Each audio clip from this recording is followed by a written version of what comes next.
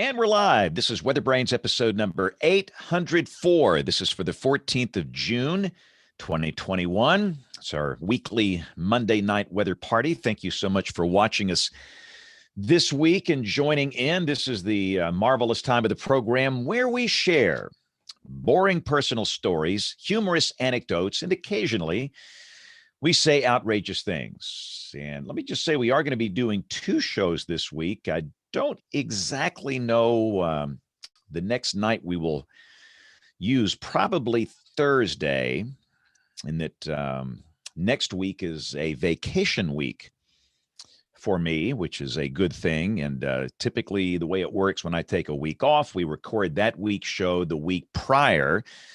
So I would fully expect Mr. Murray, who's our guest booking officer, to let us know we're going to do a Thursday night special, maybe a Friday night. We've done Friday night specials before. So let's get everybody invited here. And we should kick this thing off here in just a second. Been kind of a rough few days. Most of you know that we had a death in the TV family here at our TV station, which has made it very challenging for the last few days. This was a death that was not expected. Our news anchor, Christopher Sein, who's been with us on this run here 4 years, but he was here before. In fact, I'll never forget him working Hurricane Ivan back in 2004 for us. But he tragically died Saturday, and we're all still kind of grieving his loss. So a little subdued mood here. Got Mr. Murray joining us from Studio A. Doing all right? Yeah, how are you? It's been a rough ride. Rough couple of days here. Yeah, I bet. I can't even imagine. You know, I went to their house Saturday morning just to check on his wife. They got 3 young boys, all elementary school age, and it's just hard. And I asked Laura, you know, do you want to talk with Coach Stallings, or do you want me to talk with Coach Stallings? Because he played football at the University of Alabama for Coach Stallings back in the 90s, and she just wasn't up to it, and I don't blame her. So I wound up talking with Coach for a long time. I called him, and he was on his tractor in Paris, Texas. Oh yeah, hadn't changed a bit probably. He sounded good. He sounded really good, but we had a long talk, and he was just totally crushed by the news, and you know, we're still trying to. There's very few things that you can just absolutely shock me, you know, and that was one of those things.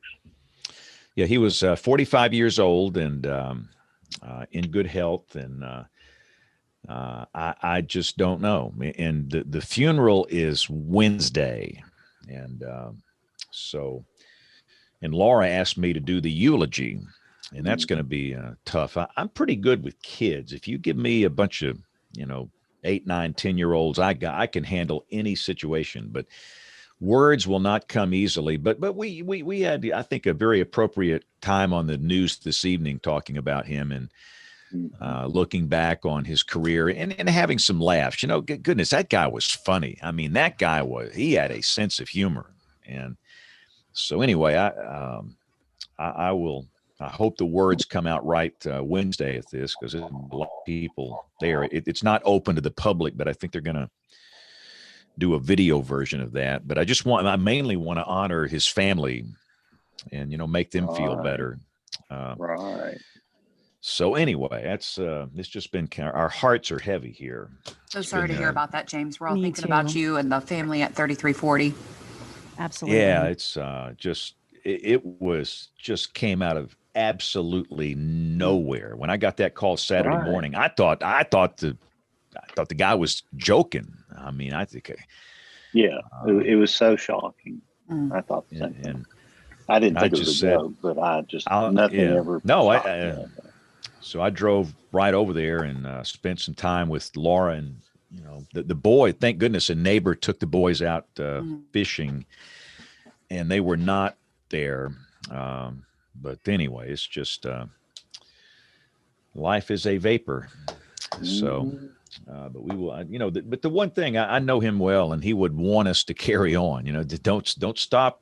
You keep on going, baby. That's what he wants us to do. So we are going to suspend the little, we do this feature on Instagram every night. We've been doing it for 13 years, almost as long as this show, called Song of the Night. And it's nothing more than a creative outlet. It's just a chance to laugh and have, there's no point to it. It's for us. It's really not for people. It's just for us. And we're going to suspend that for a couple of weeks. I'm on vacation next week. And speaking of that, Mr. Murray, what do you want to do about next week's show?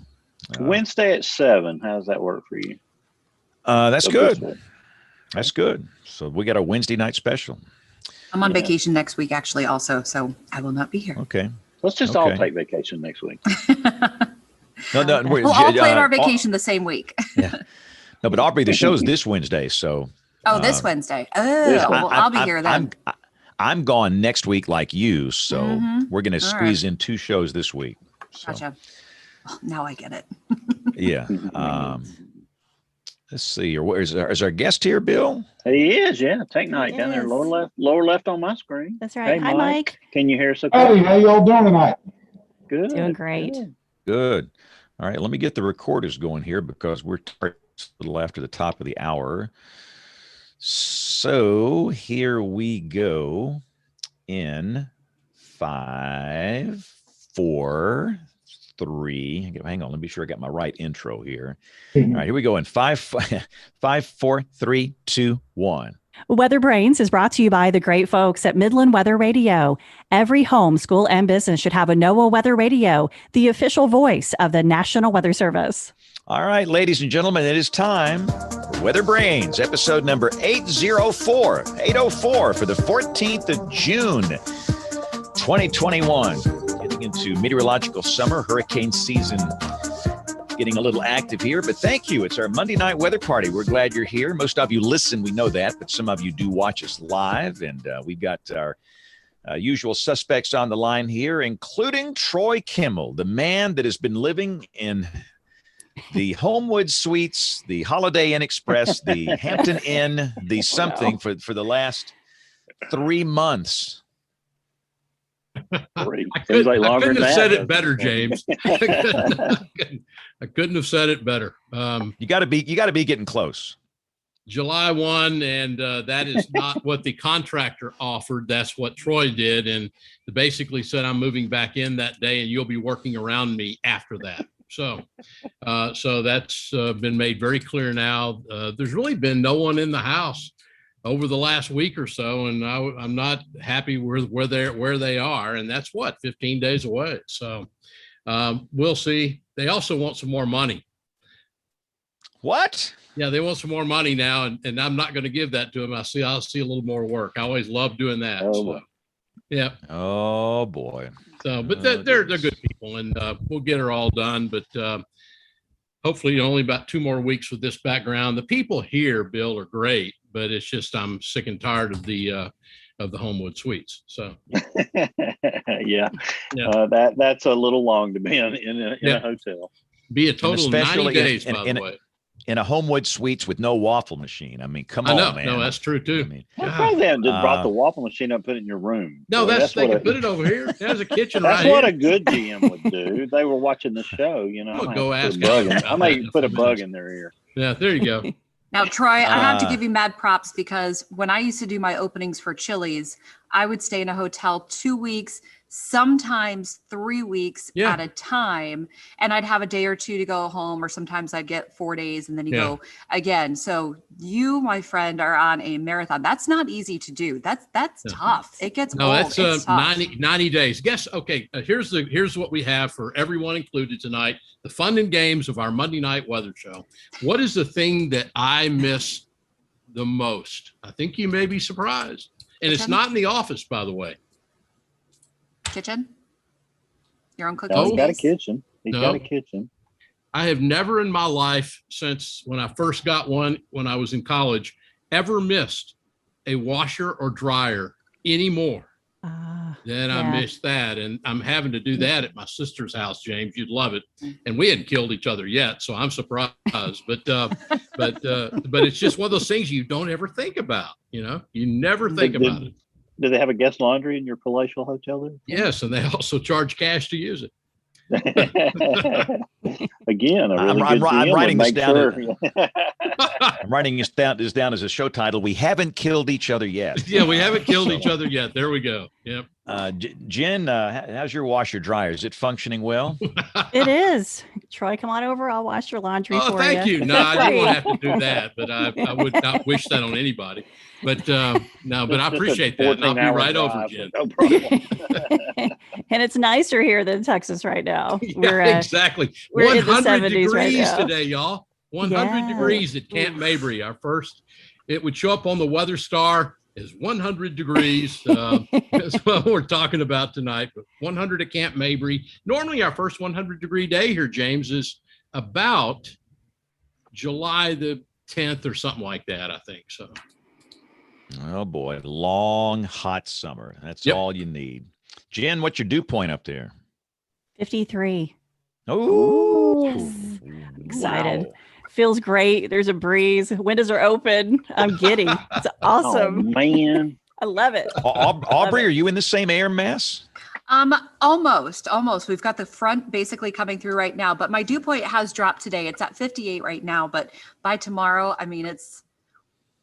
our county spots Wednesday and Thursday night, and in West Virginia, upper 40s. Ooh, boy. Troy, there's your vacation spot. Texas laundry and dew point in the 50s. I can go for that. That's your show title. You might not have to do as much laundry with dew point in the 50s. All right, Bill, let's bring in our guest. Well, I don't get to bring in this guest. Tonight's guest is the brainstorm of Jennifer Naramore. So, Jen, I'm going to pass it over to you. And go. Yeah, I'm excited. No, this is going to be great. Back in March, we got an email from Michael Potts, who had a pick of the week to save somebody from the foghorn. And I immediately grabbed it because I didn't want the foghorn, but I also thought this was cool. And so I found this gentleman here that is trying to reverse engineer the Weather Channel's magic. And that was the article that was sent. And so I got on Twitter and found the Tech Night, and Mike Bates, you're here with us on WeatherBrains, and we're going to go through and find out what in the world you're doing. And for those who are watching, you can see behind him, he has the magic right behind him there, which is really cool. Mike, welcome to WeatherBrains. Well, I'm glad to be here. This is the first time I've been on a podcast like this, so this is kind of cool, And my anxiety is ready to explode out of my head right now, but Oh, you're doing great. Don't be anxious. This thing is not being anxious over. I don't know. It's kind of a big deal to be on this show. I'd say, Mike, it's really not that big a deal to be on this show, but unless the lawyers get involved, and that doesn't happen that often. So, as long as I'm not sharing intellectual property, I think we'll be okay. I don't think you are anymore. You're just replacing CBS News legend Bill Curtis, who was scheduled. Just kidding. No, Mike, we're great. It's great to have you on here. And we just we want to start off. Let's just find out a little bit about you. Tell us where you're from and what got you into weather technology. What's your background?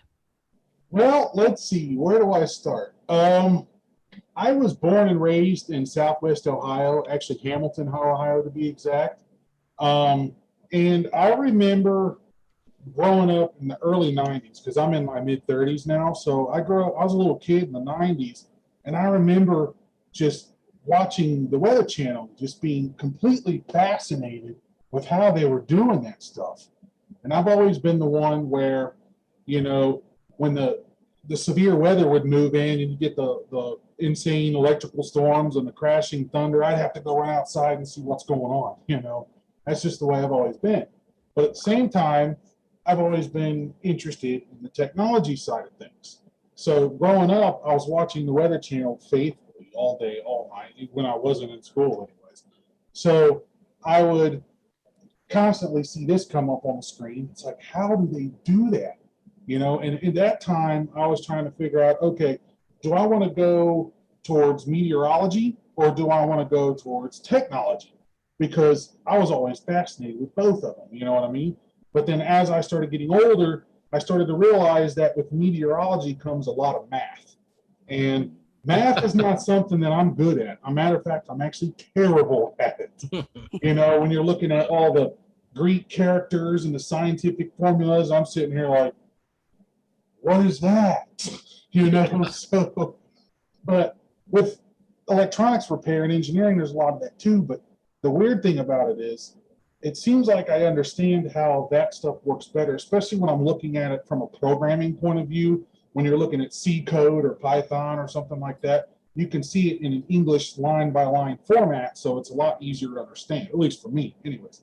So ultimately, I ended up taking the path of technology than weather, but weather is still kind of, I'm still an enthusiast when it comes to that stuff. So anyways, in the 90s, I grew up watching that, and I was always fascinated how that worked. I never knew how it worked, never knew what it was called, but it was just always in the back of my mind, you know what I mean? Because I got into, I'm a very nostalgic person, so I got into retro computers from the 80s and 90s, like the old Macs and the Commodores and the PCs and stuff like that. But I've also been into weather. You know, I've always had these little weather displays on my desk. I've tried to make one time, I think it was in 2008, I made a Sein decoder, which is the messaging protocol the NWS used for sending out alerts. I ended up custom building a circuit that would decode the same messages from the NOAA weather radio. And now you could just go buy a weather radio for $20 or something like that. But it was fun to decode it manually and, you know, put it in my computer. But anyway, so I've been in the technology side of things for years. I've always been an electronics repair technician. I knew how to fix just about anything, really. But then as time went on, I kind of got out of that and moved into engineering. Like right now, I'm part owner of a company called Major Display, and we manufacture electronic scoreboards, like the big ones you see in the high schools and colleges and stuff like that. I designed all the electronics and the software that those things run, which is neat to begin with, you know.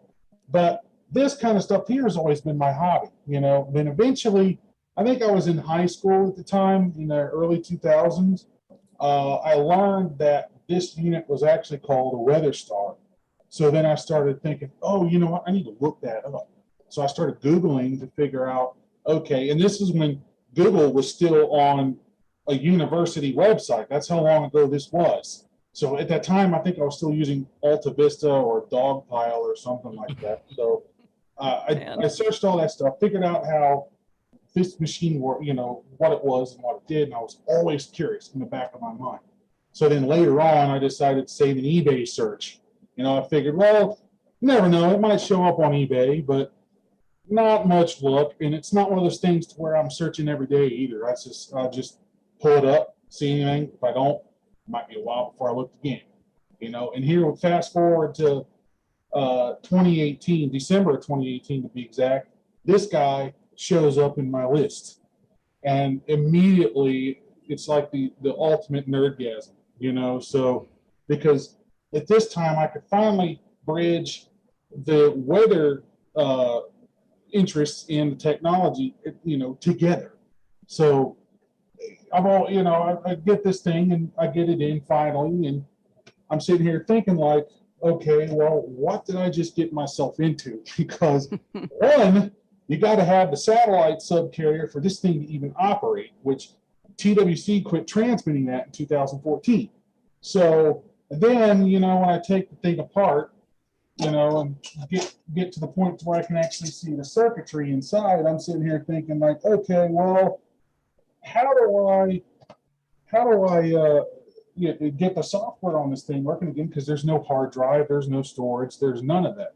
And then I learned later on that all the software was downloaded from the satellite from their servers that booted this machine up and ran it.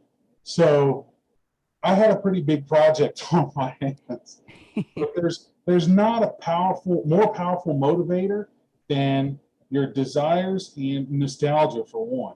Because this was the one piece of my childhood that was always intangible. You could never touch it. You could never access it. It was just there. You know what I mean? So when I could finally touch it and feel it, it was weird. It's like it was something different. So that at that moment in time, I sat myself on a mission to get this thing working again, whatever it took. You know, the first step was, you know, just out of the blue, let me just send an email to TWC. What happens? Maybe they got the old software in an archive or something. That email went straight into file 13 because I never got a reply, not even a sorry, you know. But so it pretty much, I knew at this point that I was going to have to fully reverse engineer this thing down into its individual chips and transistors just to figure out how all this hardware worked in order to even run a software program on it. You know what I mean? So my background has been electronics engineering, electronics repair, but I've always had an interest in weather. It seems like for me, when I was still living in Southwest Ohio, I was always just building up anticipation for even a slight risk that was issued for that day. It's like, yes, here comes some storms. You know what I mean? Mm-hmm. I just always got a rush out of the thunder and lightning, and it's how I've always been. The earliest I can remember was, I think I was 3 back in like 88, 89, somewhere in there. Standing on my toy box in the trailer I used to live in, just hearing the tornado sirens going off, like, what is that? And seeing the lightning and the rain. And I've always been interested in that. And I remember, you know, I'd be in the living room with Mom, and she'd be watching her soap operas or something. And then the little tornado watch symbol, this predated the maps that you see on air now. It was just a little, you know, vector art with the ellipses for the tornado symbol that used to be on NBC or CBS in the 90s. I'd see that pop up on the screen, like, oh, I gotta go out and ride my bike, you know, and maybe watch the storm blow. So I've always been like that, you know. But when I could merge the two together was what really set me on a mission to get this thing done. And mm-hmm. This was not easy. This was one of the biggest projects I've ever taken on in my life, considering most of the guys that were involved within the engineering of this thing have long since been retired. You know, this was engineered in 1988. That's a long time ago. So, but I did, over time, get in touch with a couple of the guys, which was absolutely amazing listening to some of the stories these guys told me. Like, for example, this machine here, the WeatherStar Junior, is, we talked to a guy named Alan, and Alan was responsible for the engineering of how these things worked, which is also the same engineering that went into the original WeatherStar, which is down here.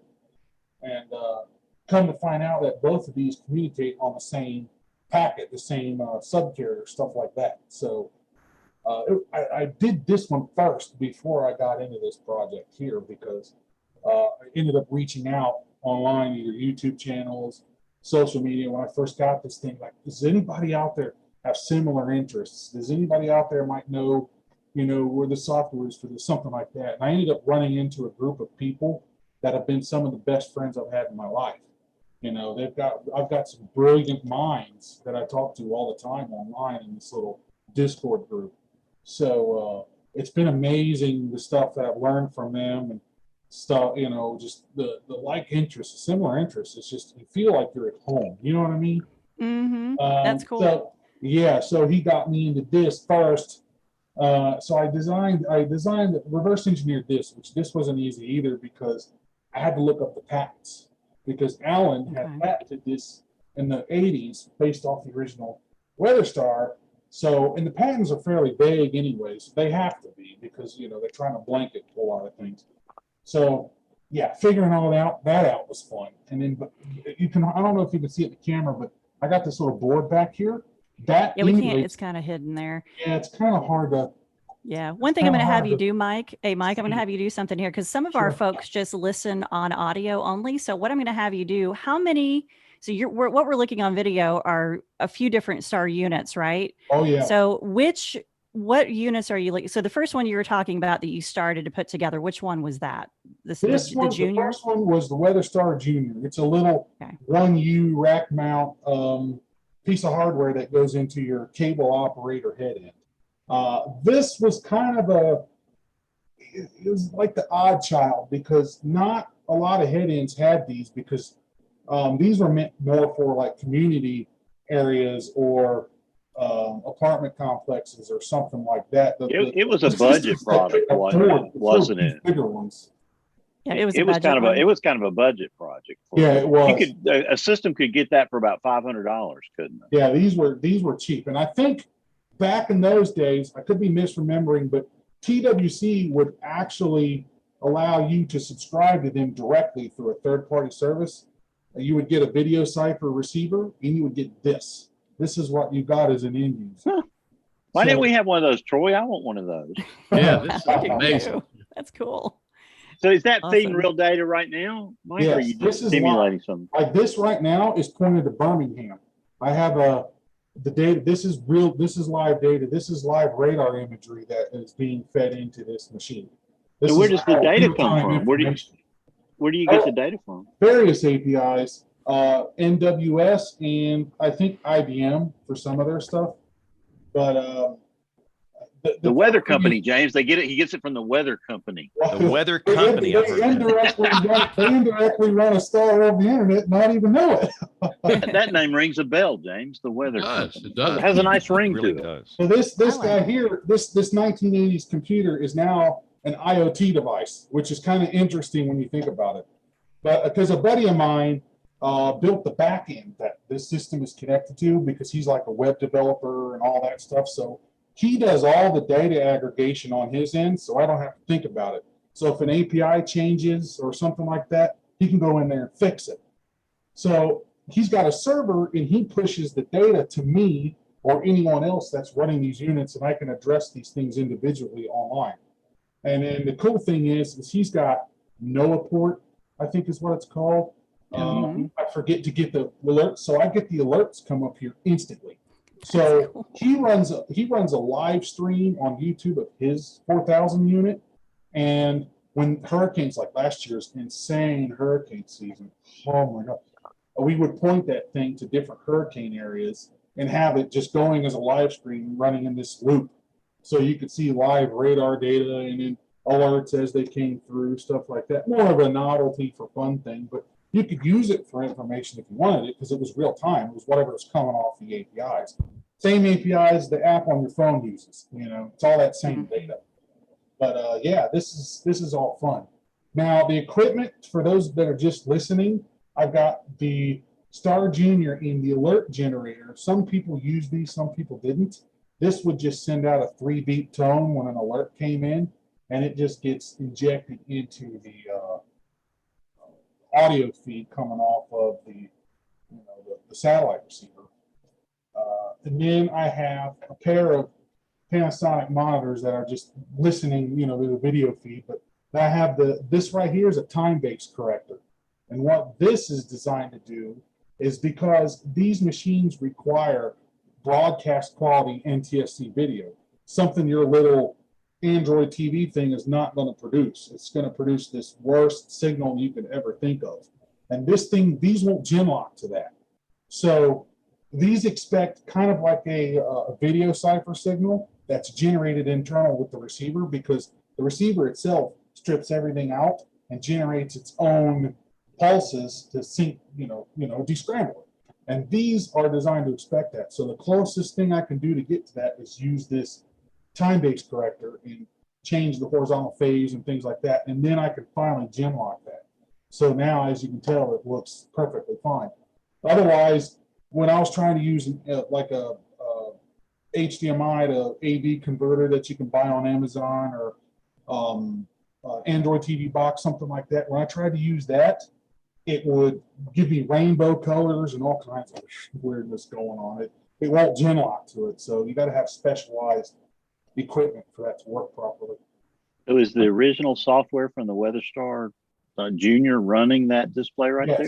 Yes, this is original. That's amazing. This is you couldn't do that with a 4000 though, because you said because the 4000. Well, the 4000 was a weird animal. The way the 4000 was done is they put the operating system in the ROMs.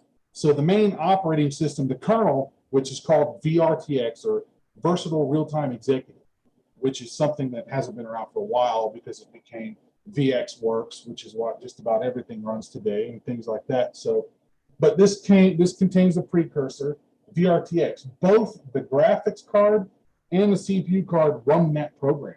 There's two boards in here that run parallel with each other. Each one runs its own program, and they can synchronize themselves with each other without them necessarily needing to be with each other. So they're mutually exclusive, but they can talk to each other. It's a crazy design. It really is. But yeah, this is running my own software. So you're showing two displays there, and the one on the left is This that one looks older. That looks like an older version. Is that right? That's the junior. That's the junior. Okay. The junior is running its original software because at least with it doesn't have to download anything from the satellite. The entire program is burned into the ROM chips that are inside that unit. So I actually had to reverse engineer how their software communicates.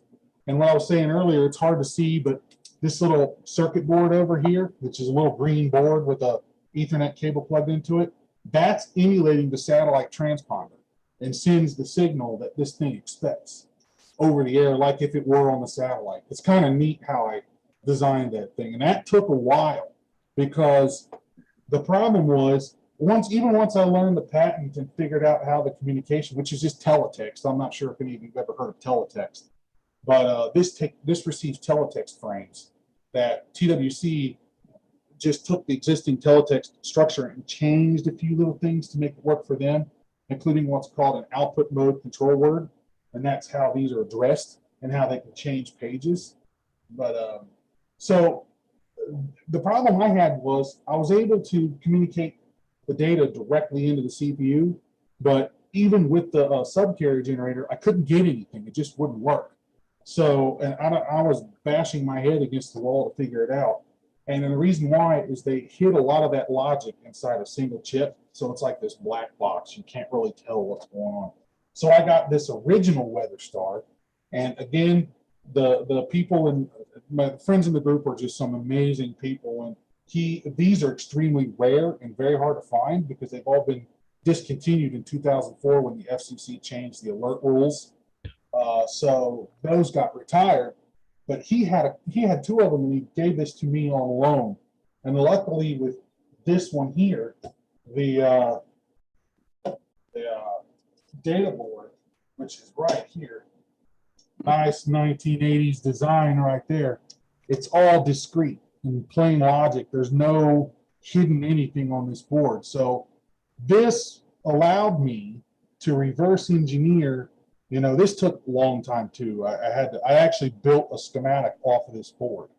So I reverse engineered the entire front end where the subcarrier radio is and the digital logic and stuff like that. And that's when I noticed the digital, once you get past to the point where it's just standard bits, digital zeros and ones, you have this weird logic that made no sense to me at first. I mean, we had just these like 21-bit shift registers and just weird stuff that didn't make sense. But then I started playing with it in a circuit simulator, and that's when I realized that Wegener Communications, which TWC partnered with to make this board, they actually built a custom hardware cipher. It's encrypted.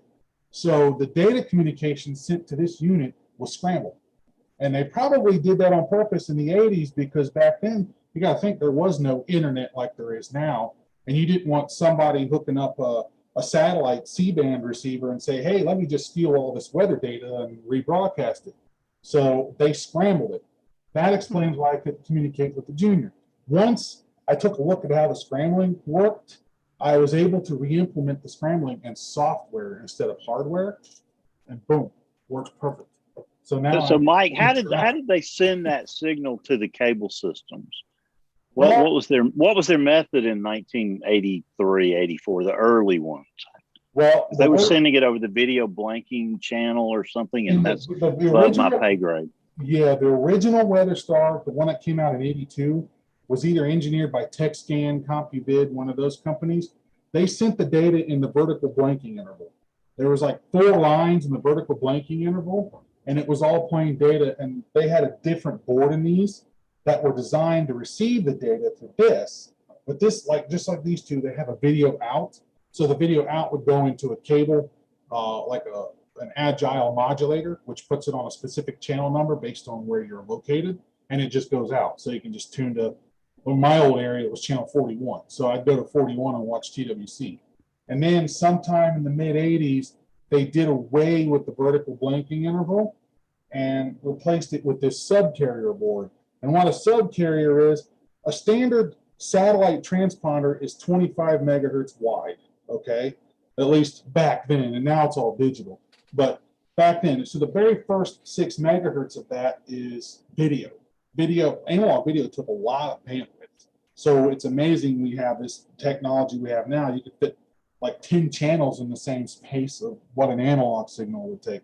So they had this video signal, but you have 25 megahertz to play with. So above 6 megahertz, you could put individual subcarriers. So you could have a peak for audio. You can have a peak for Dan Chandler narrations for the 3000 series. Then you can have another peak for the narrations for the 4000, with all FM audio. And then you could have subcarriers for the data traffic. And that's what they did. There was 3 subcarriers that I was aware of. There was a subcarrier for this. There was a subcarrier for this. And then there was a subcarrier for the WeatherStar XL, which is a machine that I don't have. So I never thought of that. They probably had multiple platforms running all at the same time. Think of a modem that's one way. So it's just a radio modem that's one way, and they're sending FSK, which is frequency shift keying, where you've got one frequency that's your marked frequency, and then you got a space frequency, which is usually lower than that of the marked frequency. Like Sein. You got 2 audio frequencies that are modulating on top of one another, so you get that noise. Same thing here, but it's in RF and not audio. So this was all RF subcarrier on all of this stuff at the time. Even, I don't know if you can see it on camera, but I got an IntelliStar down here, a blue one. And wow. It too was on subcarrier. Yeah, that's cool. And that was toward the more recent, right? Yeah, this was toward the end. I think these were retired in 2015, except for WeatherScan. WeatherScan, I don't know how many are out there, but they're still operating on these IntelliStars. And the problem I'm running into these IntelliStars is they're starting to suffer from hardware failure, because these motherboards, it's just a standard Pentium 4 computer. It's really just a computer. The difference is it's got a proprietary video encoder board in there called the Thunderstorm card, which was made by Wind River Systems. The problem is with these were made in the era where capacitors go bad all the time. The early 2000s was a big problem with computers, with the caps going bad. You'd have to throw them away or buy another computer. It was known as the capacitor plague. It was a big problem back then. These suffer from it. So I've had 4 or 5 of these machines that belong to other people that I fixed for. That the motherboard capacitors were bad, and the power supply is proprietary in this thing, and they were bad, so they wouldn't turn on anymore unless you heat up the power supply. Then they'll kick start and going.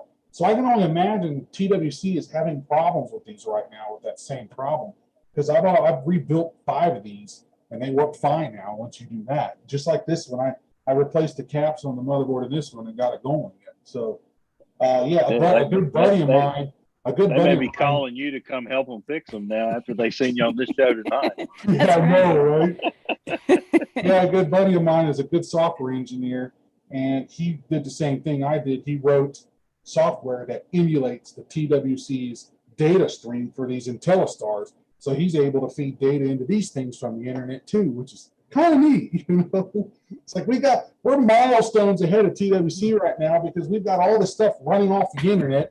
You don't need the satellite anymore, and they're still on, satellite things. And then we got our Canadian brethren right here, the TWN box. This is what they use. This is the Pelmer X 1500 series, which is just a 386 PC. So these are very hard to get, but I got that one. Troy, I've learned more tonight than I think I've learned in a long time on this show. It's really amazing, Mike. I mean, that I hope I'm not going too technical here. No, we're all a bunch of nerds on here. We're a bunch of dweebs. All over the place a little bit with it, but yeah. Now Jen sent out social media for several months, and I don't think we've ever had more interest than we had tonight in the tweets she sent out, because this thing was important to us. So Troy, James, in 1982, 83, this was a way to get weather information that you'd never had. Back then, that's what I liked about it, because it was so revolutionary for the time. Nobody was doing it. TWC, I'm sure a lot of people in the weather industry could say this, TWC had a major impact on my life. I mean, back in the 90s, they had weather classroom. They had, I learned a lot from watching that channel. I'm not. But think about, John Coleman, James, had to take this to the National Weather Service and get them to buy into it. Sure. Because they couldn't do this by themselves. Everything was the Wild Wild West, Troy. And communications back then were primitive. You didn't have the internet. You didn't have all that back then. So having a cable channel that can give you real-time weather information was like out of this world. It's almost like the smartphone being invented. You know what I mean? And it kind of opened the door for all the other stuff we enjoy today, Troy. That's why we get all this formatted weather information. It's pretty cool. Yeah. And this is the inside the 4000, this green board right here. This was the original data board that received the signal off the satellite. So this does all the audio, alert tone processing, and all of that fun stuff. So since the satellite doesn't exist anymore, I had to come up with a creative way. When I started reverse engineering this, I had to come up with a creative way to get data into the system. And well, there's no, in modern times, there's no better way to do that than to make your own data card. So if you notice the resemblance on the back of the card, I cloned the design and brought it over here because I've always learned to work smarter, not harder. So why just reuse the original design? And then I just changed a few aspects of it to make it more modern. And then what better way to emulate the TWC host? Raspberry Pi. That makes life a lot easier. It also allows me to do a heavy lifting on the Pi side, such as rendering out radar frames, because radar frames are a nightmare, because not only do you have projection calculation for figuring out how to line the data layer on the base map, you also have to render that out. And then the way I have this system designed, the software, is it accepts bitmap imagery in raw format. It's just all binary. So this does the processing of the radar frames, converts it to binary, all 6 frames plus the regional frame, and just shoots it over to the machine. The other nice thing about this is this allows me to download the program over the bus and boot this machine from the Raspberry Pi. So I can sit there and I can run a Java program, which is the software I use to write. As soon as it starts up, it grabs the 2 binaries that I wrote, one for the graphics card, which is known as Sergeant Pepper, and one for the CPU board, downloads them both, kickstarts the machine, and it's up and running. You don't have to wait the hour or 2 it took TWC originally to get all the software through the rotation downloaded to this machine, which is why it used to have a battery backup.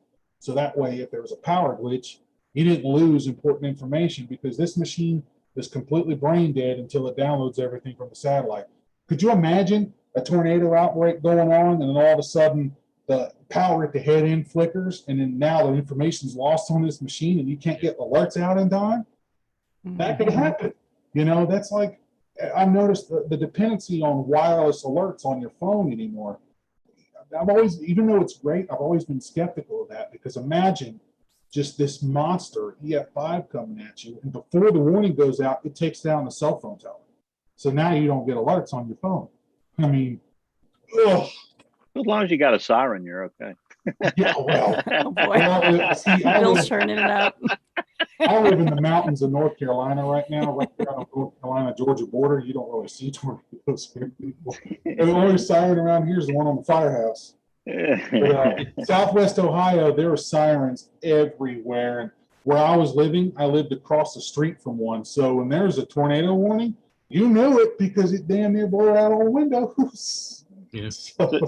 So I got an old teletype out here in the basement. You just amaze me, Mike. You just pull those cards out and throw them around like they're macaroni.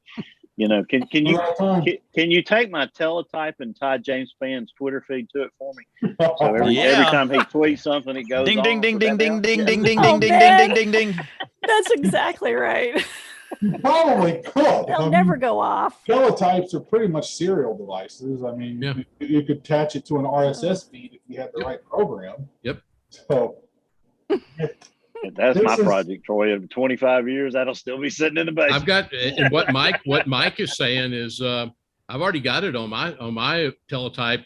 Well, I used to, it's somewhere in storage, but I have that teletype. And like Mike said, there's actually some, using an old cell phone, you can hook it up. And as I understand it, Mike, and you can actually, there's some people that still provide some of that old data. Yeah, the ham radio ham groups. Yeah.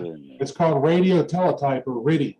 They send those signals. If you ever watched the movie Twister, which I'm sure you all have, like I have 1,000 times.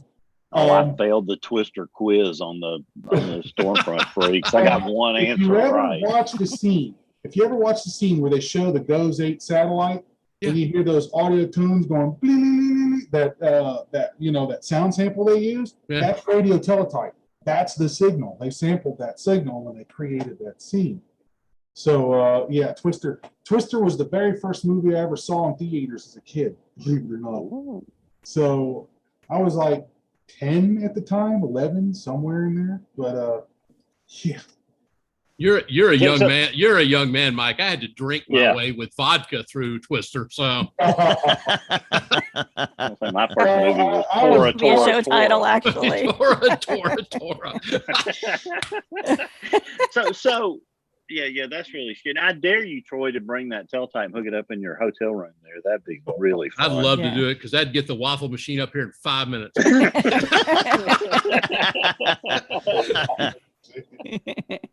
Leave me alone. It's my weather machine. What is that noise coming out of room 212?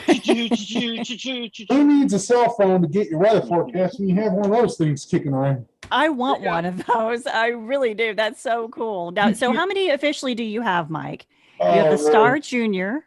I have 7 of these 4000s that were retired from head ends. Oh my goodness. Man. It was right before the pandemic started. There was an eBay auction that popped up, and the guy's like, well, I'm getting ready to scrap these. I have 2 WeatherStar 4000s and I have a Junior. I'm like, okay, why not? Well, when I get it, I didn't get 2 WeatherStar 4000s and a Junior. I got 3 WeatherStar 4000s and 4 Juniors. So I'm sitting here thinking, my goodness.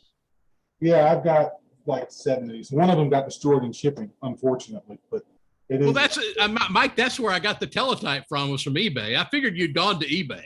So yeah, me too. I had to drive to South Georgia to bring this thing home. The one thing I have not seen is the WeatherStar XL. That's been on my bucket list for a long time. I have not seen it. They only weigh 65 pounds, so they're not so easy to ship. And all they are is less than a teletype. In a case. Well, I know you saw Mike on Twitter. There was a conversation with this guy Jamie who has a Star XL. Yeah, I saw that. Yeah, so I was talking back and forth with him a little bit just because I thought that was fat. When I worked at the channel, I did a 2-year stint with the Latin America Star XL group, and I did not speak. Nice. Yeah, it was so fun. I learned a little bit about the equipment, but I was a product coordinator because I didn't speak a lick of Spanish or Portuguese. And that software, the TWC Espanol software is a unicorn. It can't be found anywhere. All the machines that have been found by the other people that I know are all domestic versions. And the the original weather scan that was on the XL is also gone. I mean, it's a sad situation with that. But the XL is a neat little machine, but it's also a very quirky machine. I kind of helped reverse engineer some of that stuff on the XL, especially the way it receives data. They use a little program called Deframer. And Deframer is designed to take the data that comes off the subcarrier and processes it and determines which service receives it, like Cal or whatever else that's running on the machine. So it was fun trying to reverse engineer that. Eventually, I cracked the algorithm, so you can frame up the packets and transmit it to the machine, and it works. Before I did that, they were already able to telnet into the machine and manually feed data into it, and, register it in the database. You could always do that. That always worked, but there was no way to use the actual serial stream to feed it in, which I figured that out, luckily. I'm in the process of figuring out the radar imagery because I don't know if it was SGI who did it or if it was TWC who did it, but they made some crazy obscure packet format for downloading radar imagery into the XL, and it's called WXLC3. It's some custom proprietary format, which is, I'm still racking my head on how to figure that one out. I got it mostly figured out. It's all RLE encoded with a color. Radar imagery is all indexed color, like 256 color. There's no blending or anything like that unless it's done in software. So those images are all 256 color indexed, just like this machine is here. So I knew that, figured that part out, but that's as far as I've gotten. I'm like, well, I could play with this a little more, but I kind of need to get the unit first, which it's a unicorn. It's impossible to find them. Most of them recycled them, or they were either sent back to TWC on an equipment exchange or something like that. It seems like the majority of the XLs ended up on the market from Joplin. You know, the unfortunate situation that happened in Joplin, which is still unbelievable. But I'm assuming that TWC, once head-ins were being brought back online after being damaged, they mailed a whole bunch of XLs out there just to get them back operational again. And well, when they retired them in 2014, those ended up on the market. So but that's the last time they've all been on the market, unfortunately. So Mike the XL go ahead, Jim. Sorry. Well, I was just going to say the XL was before the IntelliStar, right? Right. So so it was pretty I remember good the XL mostly, as well as the 4000. I remember those two the most. The IntelliStar came out a little bit after my time, because around 2005 or so is when I kind of stopped watching TWC, because they started adapting to long form programming and all this other stuff. So no highway to hell or anything like that. No, it's like they're having an identity crisis right now, unfortunately. You know, it's kind of like, are they an entertainment channel or are they a weather channel? Nobody knows. Let us know. Nobody knows. So Mike, the early weather stars I always heard caused some problems with interference on like the low channels. Is that true or not? I'll figure out why. I figured out exactly why that is. So let me show you something. On this board right here. So this section here, there's I don't know if you can see it in the camera, but there's 4 little chips here. If you're listening at home, just imagine any computer board you've looked at inside your computer and shut it immediately back up and got a case of the heebie-jeebies. That's what Mike's telling us. So there's 4 integrated circuits right here. They're known as operational amplifiers. That's a conversation for another time. But the way that they wired the unused operational amplifier sections, you're supposed, any unused op amp that you do not use, you take the negative input, because there's a negative input and a positive input and an output. Okay, it's a differential amplifier. It takes the 2 inputs and it gives you an output based on the difference of the 2 inputs, whether negative or positive. Okay, well, when you're not using that, the negative input is wrapped around the output, so it stays near 0 or unity gain. Well, with this one, and it's kind of hard to tell, but one of these looks like it gets hotter than the other 3. They accidentally wired the output to the positive input. Well, the problem with doing that is, if the op amp characteristics change, whether when things get warm or cool or whatever, it can go into an oscillation. So these things just oscillate like a Chinese bandwagon, and it just produces a lot of RF interference. As soon as you cut the trace and wire it up properly, the problem goes away. It's not there anymore. So that's why. That's exactly why that's there. So my head's gonna explode. I'm trying not to. I think it's awesome. No, I think this is great, because when I was little, I did tear things apart because I liked looking at wires and how did things connect, and then I stopped because I'm like, I have no idea how this happens. I tore everything apart. My dad was not amused with me. Well, I thought it was cool because you wrote an email to us. The toaster doesn't work anymore. Let me tell you a story what happened to my dad once. You know, I was a kid and I wanted like an FM, portable radio, right? Of course, my dad's like, no, you're not getting that right now. You can't get everything you want, blah, blah, blah. I'm like, okay, well, I just went into his bedroom and took his alarm clock radio apart and made a portable radio out of the alarm clock. instead. So And he was late to work. He was not fired. amused with that. That's great. what I did. So, Well, it was cool because Mike, you wrote an email to us and you were telling us a little bit about and so I thought it was cool that your dad took you to thrift stores. Oh, yeah. So you could pick up old computers and stuff. And so, I mean, what did you learn just by picking stuff apart? Well, the other thing I'm just curious. is my dad was there for me a lot when I was a kid, at least until the family problem started. But, you know, when I was a kid, I was like 4th grade. Dad, back then you ordered your books and stuff out of a magazine. There was no online. So he had the McGraw-Hill College Book Magazine, and he ordered a bunch of electronics college level books that thick when I was 9 years old. And you better believe I read most of that stuff front to back. I remember one time in a 4th grade reading marathon, I had how to troubleshoot everything electronic repair book that I read from front to back.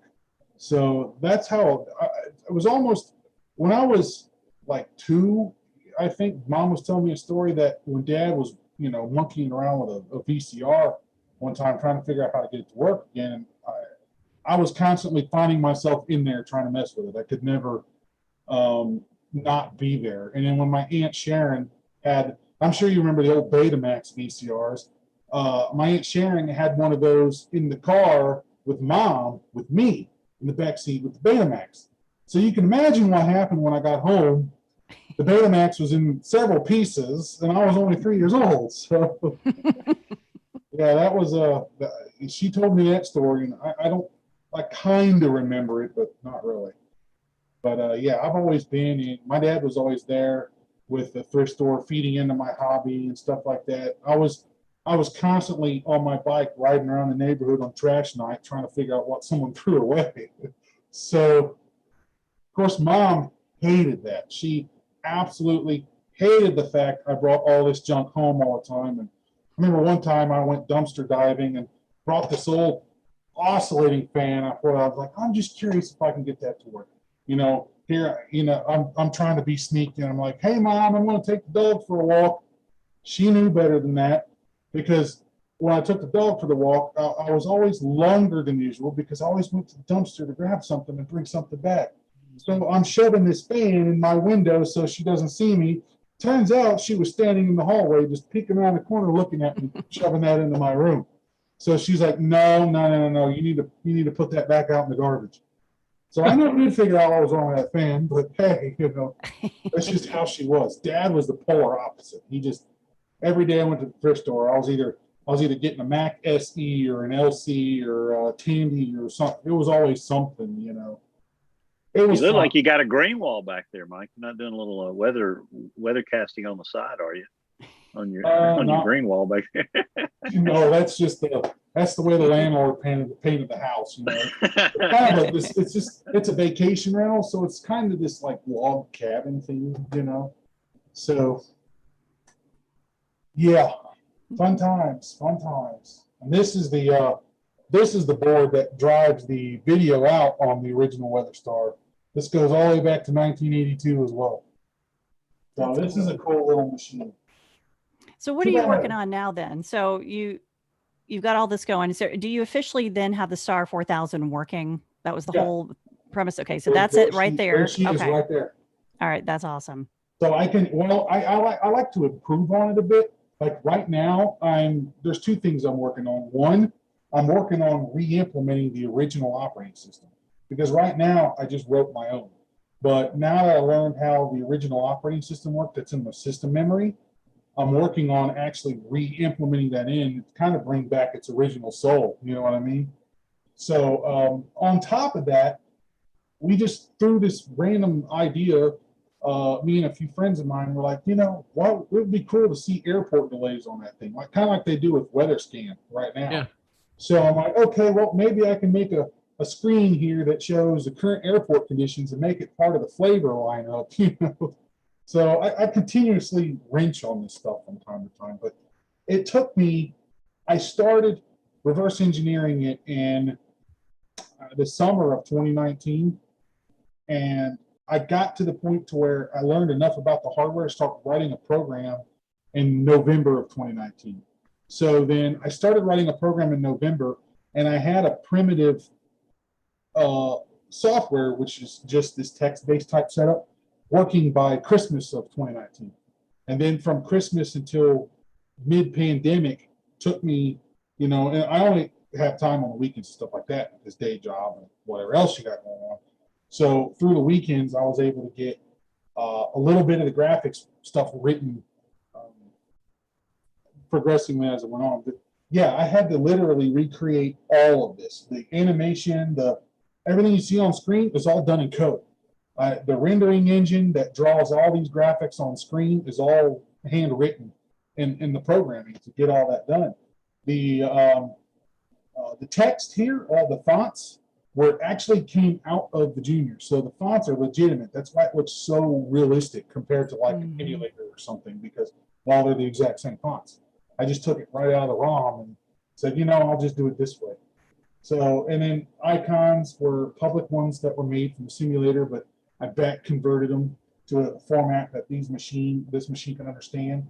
And you see how the icons have like some sort of an animation, like you'd see the rain running or the sun, stuff like that. That's the way that actually works is kind of neat. The icons themselves don't actually animate.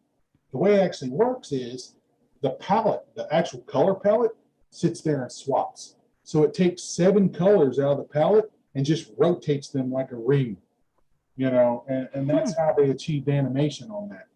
And the radar animation, the way it worked is on the graphics card, you have what's called frame buffer memory, and that's where you draw all your graphics.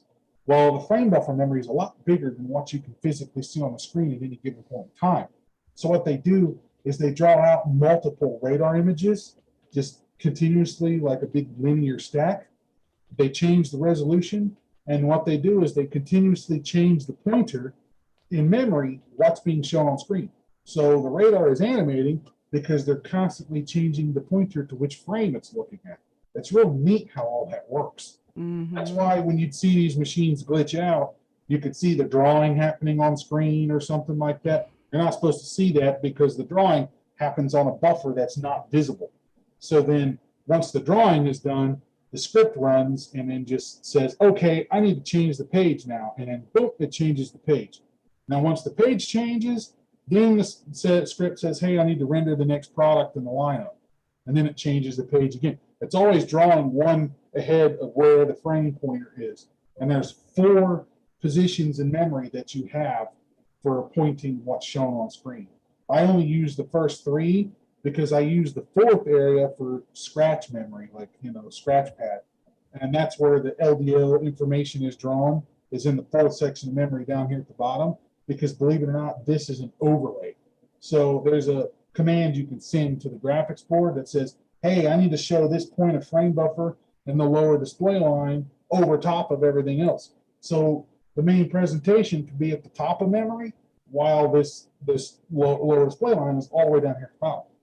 And the crawl is another fun one to implement, because the way the crawl works, when you're watching a warning or something go on, is the text has to be drawn in real time, which is very hard to keep up with in timing, because the way that the actual animation works is when you're looking at a buffer window, you have a beginning and an end. Well, what happens is the computer will shift everything over by 1 pixel, and it takes this end here that's now out here and brings it back here. So it's just like this rotating drum. And what you have to do is you have to erase and draw new text outside of here in the blinking interval so you don't see it draw. So it's an optical illusion. You see this crawl running at the bottom of the screen, and it looks like this one big line of continuous text. It's not.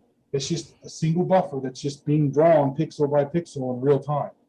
It's real, and it's hard to keep up with timing-wise too, because the CPU cannot be interrupted doing anything else while it's drawing the text, because if it is, you'll watch the pointer move out here in the visible area.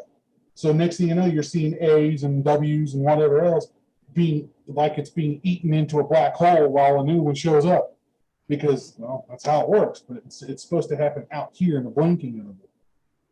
it's neat how all this stuff works. And to the average user, it's this nice, presentation of weather data, but behind the scenes is something very different than that. Yeah. It's That's complex. neat how all this stuff works. Yeah. I think the big question that's on all of our minds, how do we get the smooth jazz? I got to have my smooth jazz because that was awesome. Trammell Starks on YouTube.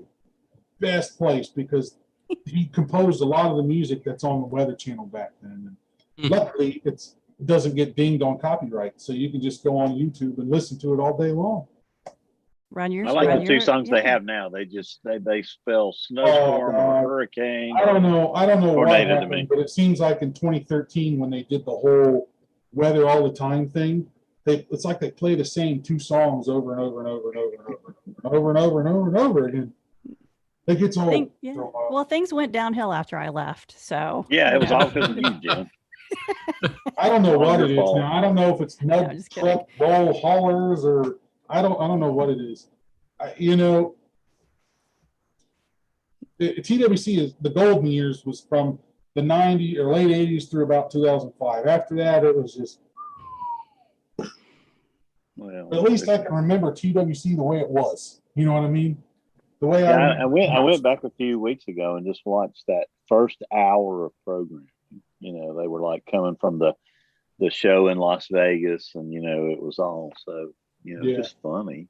There was a time period, if I remember correctly, where they didn't have the satellite 24 hours a day.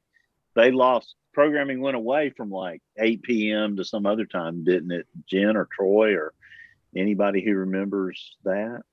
Well, I remember they ran a custom flavor on the stars that was extremely long while they rewound all the videotapes. At least that's a story someone told me, but that might have been before I started watching. I didn't start watching TWC until about Andrew, when John Hope was on the coverage and stuff like that. The anniversary of his death just was in this last week. That was a loss right there. Oh my goodness! He was really good what he did. He was and James Frank Batten was an amazing man too, wasn't he? What he did, going from the newspaper there in Landmark, Norfolk, and then becoming Landmark, and doing all the things he did. It was his story was pretty amazing too.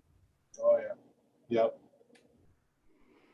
Yeah, it was neat for me to I grew up mid 80s watching the Weather Channel and geeking out like everybody else, watching it all the time, watching the local on the 8s, getting myself up in the middle of the night to track hurricanes in with my tracking chart and all that in the mid 80s. And then to be able to go work there in 1997 is when I started, and to go meet some of these folks that I've been seeing. Met Janetta Jones, loved her, thought she was just fabulous. And just a lot of my heroes that I got a chance to work with. And I did the radio for the most part, but then I got to do the Star XL. And so I got to see a lot of some of the background type stuff. And, for us with the Star XL, it was all about making sure, what is going on with the equipment. I had no clue, but I had to make sure that it was really a sun that popped up, that the coding behind the scenes, it was, or Celiato. I guess it would be Celiato for me, not sun. But anyway, but making sure it was a partly cloudy symbol, the crawl worked, and all those type of things. And so it was really a neat experience. The XL wasn't even done in real time either because the machine was too slow. Everything was rendered. I forget what the program is that it's called Rend, I think it is. Everything is rendered first into like movies and things, and then it's played out during the local on the 8s. Where the IntelliStar does everything in real time. It's neat how it works. It's all done in real time on the Thunderstorm board. It handles all the MPEG-2 transport. It handles all of that, all in one shot. All of the when you watch a local on the 8s, you'd have a little video of what the condition is playing, like thunderstorms, or you'd have the ad tags coming across the screen. That's all movie files that are played on the Thunderstorm board. That was a pretty amazing piece of technology for the time. But the XL is a neat one. I like the XL, and it was 180 megahertz, so you only got so much horsepower on that. This thing here, this 4000, 8 megahertz. That's it. You got to do a lot with 8 megahertz. Let me tell you. Learning the programming language and doing all of this there was a lot of tricks I had to do. Otherwise, it'd render way too slowly. Like if I was trying to render text using what a normal programmer would do today with the way they would write their subroutine, it would just sit here and just be way too slow drawing out. So I had to make some tricks, like instead of creating a for loop that just went in circles, I just copy and pasted the same line 18 times because it was a lot faster for it to run that than it would be a loop. And I was talking to the original guy in Canada that wrote the compiler that this machine ran. So, man, it was kind of neat how he did that. And he wrote it specifically for TWC, and the way they ran these machines and how they controlled them and sent signals to them is through a machine called a VAX, a VAX system. And I think it was Larry Cabo or someone like that ran that machine that, it's just kind of neat learning the history, because I see it from this perspective, but then it's just as important to me to learn the archaeology behind it. How did this come to be? How was this run? How did you make this work? Because this had a major impact in my childhood, So it's just neat learning how all this stuff works, and then diving in there and recreating the software that runs the whole thing. So this whole thing is running my own program. That's cool. Well, Mike, it amazes me. I got to give it to you, man. This stuff is cool stuff. Now, here's and this is where Mike and I are going to stay in touch, because Mike knows where to find stuff. And this is a James Spann. This is a Bill Murray thing. Jen, you're way too young. Mike, you're way too young. Aubrey, way too young. But more than anything else, I've got my teletype. I got 2 teletypes, by the way, and I got an Excel teletype as well, which is a newer version. It was one of the little dot matrix printers. And I have that. The one thing I've always looked for, Bill and James, is one of the Alden 18-inch Difax and Nafax recorders with the drum that printed out the charts. I have forever looked on eBay. Mike, like what was on the mainframes, I know what you're talking about. Yeah, and I cannot. I want one. I just want one to sit in the corner and make me feel better. Troy just wants to smell those maps coming off. He wants to smell that smell. Yeah. But why? I guess my question is, Mike, you find this stuff, and this is amazing. I mean, really, truly amazing what you've done here. And I can't find an Alden chart machine. I wonder, I know the Weather Service, the military. I've never looked for one, but I know they're probably out there, because I've seen in retro computing circles, people find these big mainframe IBM machines with the big reel-to-reel tapes, from the 60s, 70s. I don't want one of those, Mike, but I don't have any of that stuff either, but it's probably out there. It's just a matter of finding the right person to get in touch with to find something like that. Yeah. But it's pretty amazing. And I have to tell you the great story, Mike, on Bill was kidding around about it, but the old teletype that I have from Teletype Corporation, bought from a great guy. It belonged to the Navy, I think, in real good condition, down in Baton Rouge. Bought it a number of years ago, and he had it operating just fine. It's still operating, the best of my knowledge, tucked away in a storage facility somewhere right now, but still operates just fine.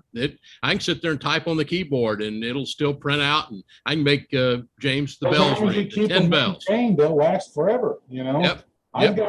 I've got some vacuum tube type equipment from the 50s. Matter of fact, you can't see it on camera, but I've got a Zenith television, which is a color console that has a round CRT in it from the mid-60s. Okay? It still works perfect. I can still watch color TV on it. I mean, this stuff lasted forever back then. Now you get this cheap, 30-inch LCD, no sense if you buy high sense brand crap garbage that you just kick to the curb. Yep. I keep on. I'm a very retro oriented guy. I keep all of my retro technology working. Like, for example, in my bedroom, my daily driver is a 1994 Magnavox TV. I bought new for Christmas one year, and I've had it ever since. I've only had to fix it one time, and that thing runs, because I can't go to bed without a TV going. So that thing runs 8 hours a night every single night since 1994, and it still works. Yeah. And it still has a picture on it like it's brand new. Yep. You're not going to do that with an LG, 70-inch LCD. It's just not going to happen. They're going to kick that thing to the curb and go buy another one. Yeah. Yep. I used to be a professional television repair technician.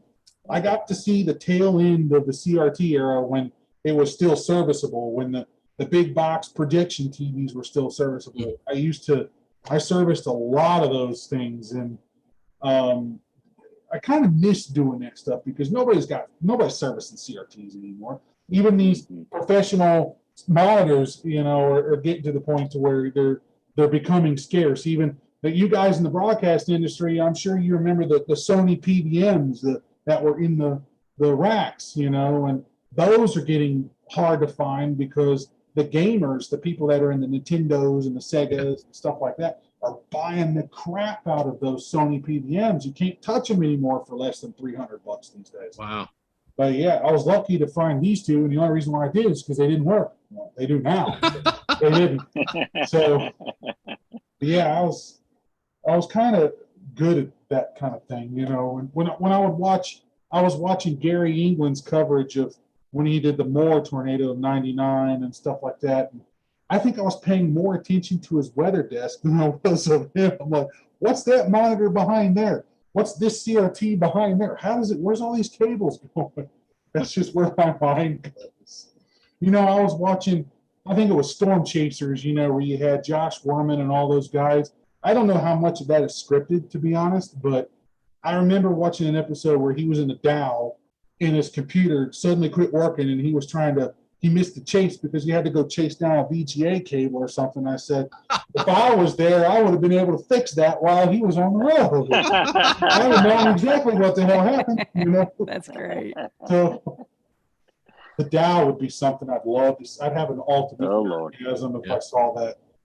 Because I don't know what it is with my warped mind, but it's always been on my bucket list since I was a kid to build my own Doppler radar. It's like, that would be so cool to own one of those, but the FCC licensing of doing that, and that would be insane. So, hey, Mike, you can do it. You can do it. Absolutely. Cool to do, have my own little Doppler. Like, here you go. Is the NWS Doppler down? Sure, I'll just use mine. Here's the L2 deal. Have fun. So, Mike, what's your next project? Yeah. I haven't thought about it too deeply. I just do things as I go along. Like I'll run into hey, I need to do that, or I need to do that someday. I've got my list of related and unrelated things are so long, it's insane. The next thing I don't know if you remember these, but they used to have years and years ago were these little weather stations that were made by PWS or something like that. That had the wooden frame with the green LED displays. I got a couple of those, and I've been wanting to design a new microcontroller for it and have it plugged into the internet. So it's constantly querying the latest current conditions from the National Weather Service. Just have this little vintage style retro display sitting on my desk showing the current, There's that I'd like to get done. I've got some old school vacuum fluorescent displays, the green glowing displays like the old microwaves had and stereo systems and stuff like that. I've got a real long one that I wanted to use for scrolling alerts across it. Like, a severe thunderstorm warning or something pops out, it just starts scrolling it across the little display, Just little things like that I'd like to get done. And remember, Mike, look for Troy's Alden fax machine. Just between you and I, no one else will know. Okay. eBay search. I think everybody knows now. Yeah.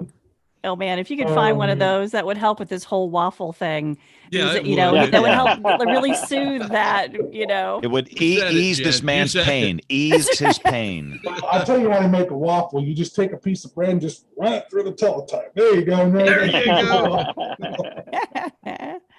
So here's my question, Mike. Hey, Mike, can you emulate that thing on a Commodore 64? There you go. You actually bring up a good point because I own an Apple II GS, and I've really been wanting to write current conditions forecast type thing to just run on that machine and have kind of sitting in the background just for fun. You know, I've actually thought about that. So, but doing this sophisticated kind of graphics on a 64 would be extremely difficult because, yeah, real-time rendering, you know. But so sure, I guess a VIC 20 won't work either then, since that's not as powerful as a C64. Now our first weather graphics computer, Mike, was an Apple IIe. Oh boy, I've owned a couple of those. Yeah, the 2Es are fun systems. The good old 6502 architecture. But yeah, that's a. And Mike, we had a 5 megabyte hard drive. I thought in my lifetime, we would never, ever fill that thing up. That's fun.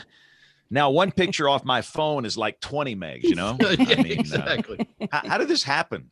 You know, I've still got 20 megabyte hard drives kicking around here too in some of my early Mac systems and PC systems. I still have an IBM XT5155 with the orange screen on the side, you know, and it still works fine. Still works. Still boots up the DOS, no problem, you know. So I've got a lot of that stuff, you know. And this was like the one thing where I can merge my retro computing desires and weather desires into one thing. So it was almost like hyper motivation. Something that took teams of people probably a couple of years to design took me less than 6 months. It's like, it's crazy what you can get done if you're dedicated, you know. And Troy, I'm trying to think on those old weather graphics boxes. I don't know if it was Terry Kelly. I forget who sold those things back in the 80s, but we had a piece of hardware called a Krememco computer. And that ran part of it. Well, that was, I mean, part of it was Weather Central and Cavoris. Yeah, I've always been interested in how you guys did the weather maps and forecasts back in those days because nobody knows. I mean, I don't know. How did TWC make those maps? How was all that done? How did you animate the radar back then? There's a lot of questions. It's like all of the satellite stuff came off that Krememco, and everything else was off the Apple IIe. We actually had two systems in there running, and I can't remember why we had to have two systems. But let me tell you what, we went, and this was at a time where we went from drawing on a board with a marker, and you would, you'd have to clean it off after the late news. Comet. Or the 74 super outbreak where they were drawing on the actual radar screens to figure out the movement of the storms. And with the grease pencils. The grease pencils. That was, you put the overlays on there. But, I would drive down to the Weather Service office and get a still black and white fax photograph of a satellite image and run it back to the TV station. It was either that or air some 18-hour-old black and white loop that came off a network feed that was horrible. But nobody, Troy, you're the only guy old enough on the show here to remember how it was back in those days. And you're right, James. Part of the network feed every day was that it was a satellite image that ended 12 hours ago, and we didn't know what to do with it. We were so happy. It was so dated, and it's amazing today you get them within 3 minutes, We've come a long way, I tell you. I mean, it's like you're using either WSI Max or Baron or something like that these days. But God, you can imagine all the different systems you had to put together back then. You probably had Sun workstations, SGI workstations, just to do the 7-day planner. It's crazy to think about. No, I'm like James though, that in College Station, when I was there in the late 70s and early 80s, we'd go out to flight service in College Station. When I'd go out the airport and get if there was a good radar chart, you could dial it up. They'd let you dial it up out there. And I would borrow and steal their DIFAX maps if they hadn't posted them. And then we got a DIFAX machine actually in the TV station. Back then. That was heaven, Troy. We got that DIFAX machine all. So we had the NOAA weather wire and a DIFAX machine, both in the weather office. Well, get this, James. Get this, and then we'll let you go. At the TV station in Bryan, and there are people that hated me over this. I actually got a Raywark circuit. Now, I don't know, Bill, if you remember the Raywark circuits, but I do. Those were a little higher speed, and everything came across there. You weren't limited necessarily to your state, and it was we were in pretty high cotton there. So But to this day, Troy, I can listen to a NOAA teletype machine. I can tell by the sound when a tornado warning was coming because they had to they interrupted the regular feed with this strange noise it would make. There'd be a little pause, and then the bells would start. Exactly. And I knew if it was a tornado warning or a tornado watch, knew if it was coming from Kansas City or coming from the local office. And back in those days, they could even interrupt that. I'll never forget one time, Bill Murray, that they were down at West Oxmoor Road in Homewood. Remember that? 11 West Oxmoor Road in Homewood, the weather service in Birmingham. And one of the guys saw a tornado out the window. And he interrupted the circuit, and there was no header. I mean, there was no official product. He just said, tornado forming. We're vacating the office. And that scared me half to death, man, because I've never seen anything like that before. Well, no, Red Mountain. Weather Service in Austin, Texas. I won't mention any names, but years ago, one of my favorite things was a guy that worked here in Austin, WSO Austin, that decided one night, on his last night, to hand type his retirement statement on the weather wire. Oh, Lord. Wow. And he started doing that. Everyone in the state was trying to break in with hourly weather, but there was no way. He finished up that thing, and I think there was some big trouble over that. But that's fun. Yeah. And the other, we got to take a break here, but I'll say the other cool thing that our friend JB would do, he would go live on weather radio. Oh, yeah. It was the best. JB would just stop those carts, and he just open up that mic and go live. And it was the coolest thing to hear JB going wall to wall on weather radio. And Jen, in the Austin tornado associated with Hurricane Allen that I know that y'all have done a lot of work with, Jim Dugan, who just recently passed back earlier in the winter. We miss Jim. I love Jim, close friend. He actually went live in that tornado as it came up the runway of the airport on weather radio. He was play-by-play with the Austin tornado associated with Hurricane Allen as it moved right across the airport. Oh, wow. Did they have that audio? That would have been cool to have that audio. That's crazy.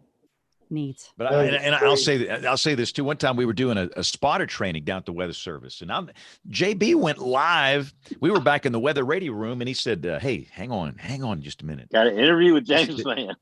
Yeah, he said, "This is NOAA Weather Radio, KH54 in Birmingham. James Spann's in the room with us today." JB interviewed me live on weather radio. I mean, how many rules did he break to do that? Those were different days back then. All right, we got to take a break. Y'all hang tight. We're going to have Tony and his astronomy report. We've got Jen this week in tornado history. We'll come back. We'll talk tropical weather. Things are happening. We'll do a weather roundup, picks of the week, and much more as WeatherBrains rolls along. Looking beyond the atmosphere, here's Tony Rice with your astronomy outlook. Next Sunday, the sun will be at a point directly over the Tropic of Cancer, marking the June solstice and the beginning of astronomical summer in the Northern Hemisphere. This is the longest day of the year in the Northern Hemisphere, which would logically mean that sunrise should be at its earliest and sunset at its latest on that day. But that actually happens before the solstice and after. When exactly these events occur depends on latitude. That earliest sunrise occurs last week for more southern cities in Florida and along the Gulf Coast, last weekend for mid-Atlantic and Midwestern ones, and today or tomorrow for more northerly states. This is true from coast to coast. That latest sunset occurs about a week later because of slight differences in the definition of the word day, as well as the fact that everything continues to move up there. Now, we know days as being 24 hours long, or 86,400 seconds. We're talking about sunrise and sunset. So the solar day is a much better definition, and it increases by a couple of seconds each day. The easiest way to think of a solar day is the period between solar noons, or those times when the sun is at its highest point in the sky. This happens a little bit later each day because the Earth continues to orbit around the sun. So it has to rotate just a little bit more each day to place the sun at that highest point. Now, all these happenings in the sky are very predictable and regular, but the motions do vary slightly because of very natural variations in these motions. Another variable is the shape of Earth's orbit itself, which brings it a bit closer to the sun in December and a bit farther away in June, causing that orbital speed to increase and decrease a little bit. More on that and how it's been used as a bit of a red herring in some recent climate change discussions. That's your Astronomy Outlook. Follow me at RTP Hokie for more spacey stuff like this. This week in tornado history, June 20th, 1957, an estimated F5 tornado devastated the city of Fargo, North Dakota. A newer section in the northwestern part of the city was hit, and all property in an area 5 city blocks wide and 20 blocks long was destroyed. Over 1,300 homes were damaged or destroyed. Some were leveled and swept away, and there were 10 fatalities. For Thomas Grisoulis and significant tornadoes, 6 children were killed in one family. There were over 100 injuries. Debris from the tornado was found approximately 54 miles to the north of Fargo. Ted Fujita did an in-depth study on what occurred. Per Thomas Grisoulis, the Fargo report was a landmark effort in both a detailed mapping and in efforts to understand the tornado life cycle. In a 60th anniversary summary of this event, the National Weather Service in Fargo noted that Fujita would coin the terms wall cloud, tail cloud, and collar cloud after analyzing over 200 photos from the Fargo tornado. The Fargo F5 is listed in the Storm Prediction Center database with a straight line path length of 52.4 miles. After Fujita's work with the event, he determined this was actually a family of 5 tornadoes. This F5 was the third. Grisoulis lists the path length of the Fargo tornado as 9 miles. The National Weather Service in Fargo, in their summary, denote this 9-mile path and the fact that this was a part of a family of tornadoes. We have a detailed summary about this big event at tornadotalk.com. And you were telling me that was Dave Hoadley's first tornado. Is that right? Yeah, that's what we talked. I met him a couple of years ago at the Mid-Atlantic ChaserCon, and yeah, that was the first one he ever saw. Wow. That's pretty awesome. Pretty cool. So, it's that time of the week where we get together with our great friend Bruce Jones, who's the official ambassador of NOAA Weather Radio to the United Nations and the remainder of the world.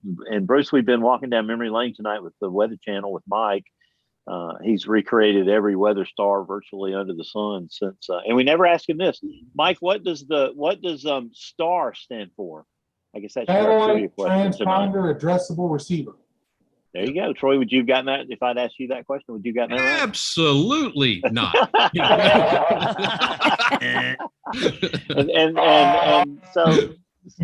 so of course, everything eventually rolls over to weather radio at some point because of the incredible technology that that the Weather Star put in was important. But before that, all we had was weather radio. Yeah. And here it is, still kicking. For me, 46 years after I first heard it on KIH-54, as James was referring to there a moment ago, it's still kicking and still the backbone of our warning process. It is. It is America's official federal warning system. And because it's been paid for already by the federal government, it's already been built out, it's operational. It's relatively inexpensive for people to get the signal. You just buy one of these little receivers and plug it in and put some backup batteries in it, and you're good to go. And you'll get instant weather warnings direct from your local National Weather Service office. And if your county emergency manager needs to issue some kind of a warning, they can do a non-weather emergency as well via the NOAA Weather Radio. So I just spoke this week with some emergency managers down in the Southeast. They're faced with some big bills to try to maintain their outdoor sirens. Those are expensive to maintain.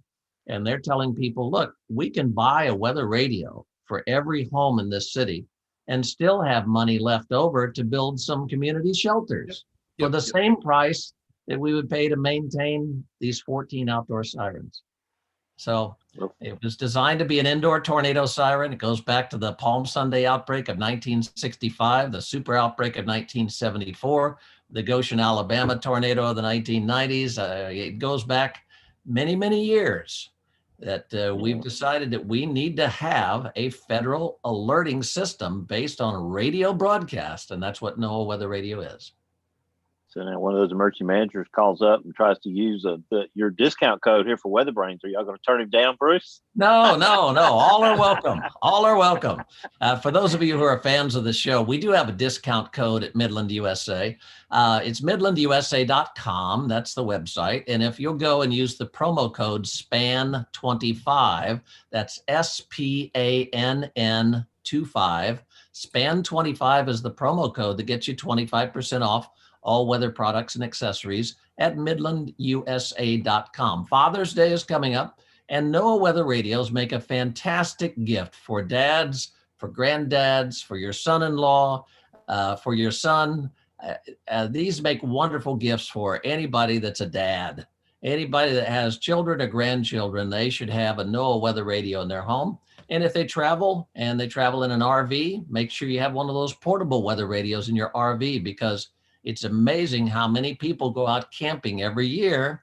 And while they're camping at that camping spot, some kind of a severe weather event occurs, whether it's straight line winds like we had here in North Kansas City just this weekend, or it could be a flash flood. But either way, if you do camping or RV, make sure you have a portable NOAA weather radio, the official voice of the National Weather Service.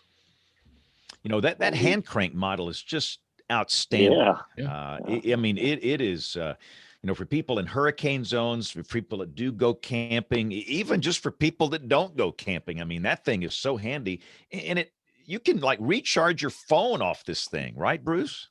Yeah, you just plug your phone in. There's a little USB plug in there, and you plug your phone in, and then you can use the energy off of the rechargeable battery to put into your cell phone, because, you know, we're all addicted to our cell phones nowadays. All of our contact numbers are on that phone. So if you have a big disaster and you completely lose power on your phone battery, you've lost your telephone book. You've lost all your connections. So it's important to have that backup battery. Awesome. So we're getting into the core of the hurricane season. The tornado season's cranking along for the upper half of the plains. So there you go, midlandusa.com. Speaking of the hurricane season, let's see if Aubrey's back. Aubrey, are you back by any chance? I'm back. Do you want to do a quick little email segment by any chance? Okay, so let's we got a second here. Let's dive in there to the good old email inbox and see what we got. Letters. We get letters. We get stacks and stacks of letters. All right, so this one comes in from the Orlando market. Longtime listener, first time emailer. Do you all believe there is a media ethics concern if a news station chooses to scroll a severe thunderstorm warning for a county with no other information, but please visit news station's website? What are your thoughts? Is this a website hit move or good move to simplify the message and deliver it quickly? You know, I mean, we talk about overwarning all the time. You know, I'll kind of throw in my 2 cents of it. A lot of times, I know in my market, sometimes the severe thunderstorms are very borderline severe. You may get a pulse severe, so you could get 1 or 2 good severe wind gusts, and then it kind of comes down in intensity. You know, I think we talk about overwarning, and that's when we have the new tiered system coming out later this summer to really hone in on, okay, what severe thunderstorms can contain gusts of 60, but what severe thunderstorms are much worse and they contain the gusts of 70, 80, or a derecho. Other thoughts? I bet you Troy's got something to say. Come on, Troy. I think to give credit to our colleagues in the American Meteorological Society, a good couple of policy statements in regard to this. I'm trying to keep people, I mean, you know, question is, how easy is it to get a hold of a website to look at something when it's really going crazy? I'd rather hear about it from James Spann and be able to watch him be able to give us that information all in one place. To send people for other clicks, I'm a little worried about that. Clicking yourself around here, and it only adds more time and potentially more. You may not be able to click into the site. Yeah, and I'll say too, Troy, I mean, so many, and again, I'm in television, but so many TV station websites have become just a cesspool of ads. It's like graffiti. Yeah. You get pop-ups and you get this and you get this. Sign up for the email, but you're trying to get rid of all these ads, and finally people just give up. Yep. And they can't sit through all that, even if they're on a phone. And I do agree with Aubrey too. It kind of depends on the circumstances, because not all severe thunderstorm warnings are the same. So I don't know what to think about that one. I would, what we do here, we crawl the full text of the warning. I don't see what's it going to hurt. Mm-hmm. I mean, if you're going to make a crawl run, what's the harm in just crawling the whole thing? I don't see a problem with that. Yeah, I'm with you on James. I think that ought to be done, I believe. Yeah. All right, next one came in from Steve Holmes, friend of the show, show 803, one of your best. Nate nailed it. People need an immediate gratification reason for disrupting their lives to take shelter. Troy nailed it. The NWS warns for uninhabited places, but it's a TV problem too. The radar map lists those places. Yep. Kim nailed it, and the CIA agrees. And you all can nail it by doing a show on meteorologists' relationship with emergency managers. Yep. So that's another good one. And this one came in from Clyde Hughes. I know, Bill, you were talking to him. Kudos for your excellent show on 803, of course, the one that we just mentioned. As you mentioned, June 8th, 1974 reminded me of the actual tornado strike that's been online for 10 to 15 years now, even prior YouTube. So there's a audio tape of a tornado hitting a house in Tulsa, Oklahoma, June 8th, 1974. Thanks for all you Yeah, do. that was pretty cool because you could hear Marcus Welby, MD.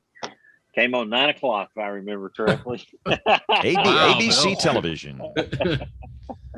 So that would do all it for in the the email background. inbox. If you have a great email you'd like to send to us, a show suggestion, what you like, what you don't like about the show, or maybe a future potential guest, go ahead and email us, email@weatherbrains.com. So let's talk about the tropics. Troy, you're the closest one to the Bay of Campeche. Yeah. What's going on down there? I don't, I'm not overly impressed. I don't think the Hurricane Center is either with this system out there. It isn't doing anything real quickly, and that's good news. I'm hearing the environment out there is kind of hostile as well. The bells from the weather wire just went off here, and I know this is actually upgrading Bill to a tropical upgrade to a tropical storm. The name Bill now, and I guess that's off the East Coast. That's on my side. Yep. Right. Yeah, I that's got on a that fish side. storm.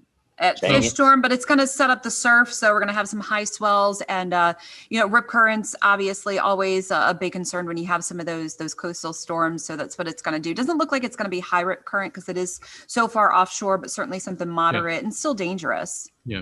Well, that and another thing too, Aubrey, is this system out in the Bay of Campeche may not be much, but where at least the thought is it going into southeast Texas or the Louisiana coastal parishes is not the place we need that system to go. I mean, that area is so soaked and so waterlogged. This is after Lake Charles had 20 inches of rain in the last month and a half.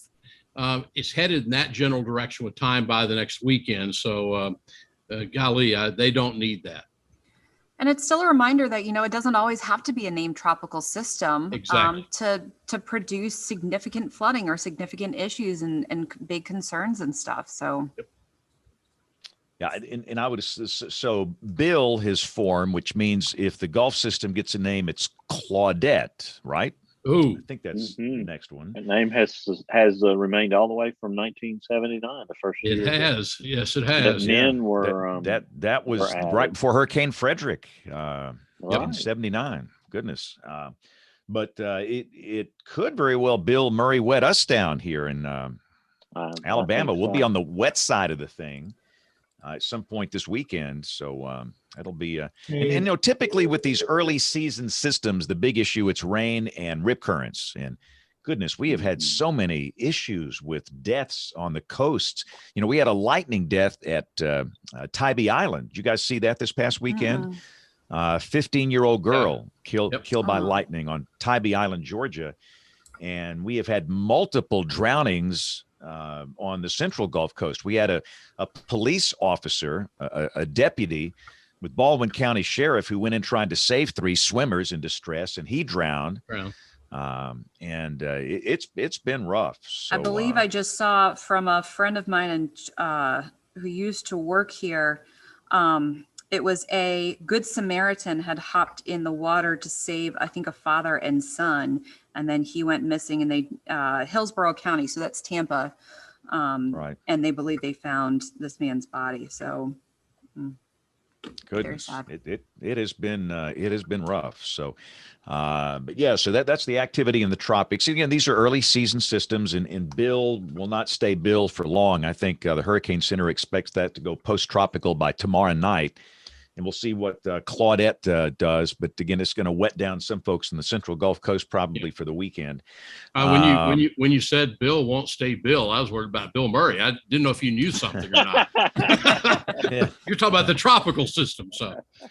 Yeah. So, and what I'm going to do here, I'm going to kick off picks of the week, and I am going to have to step aside. You know, and let me just say, we talked about this in the pre-show, haven't talked about it on the podcast version here. We had a tragic loss at our TV station. My heart is really, really, really heavy tonight. Our primary news anchor, a young man by the name of Christopher Sein, died unexpectedly Saturday morning. And we're just in a state of shock. And we've been doing these on-air tributes to Christopher tonight, and we'll do one here at 10. I've got to get in there and kind of get set for that. But he was 45 years old, left behind a lovely family, his wife, Laura, and 3 children, all elementary school age.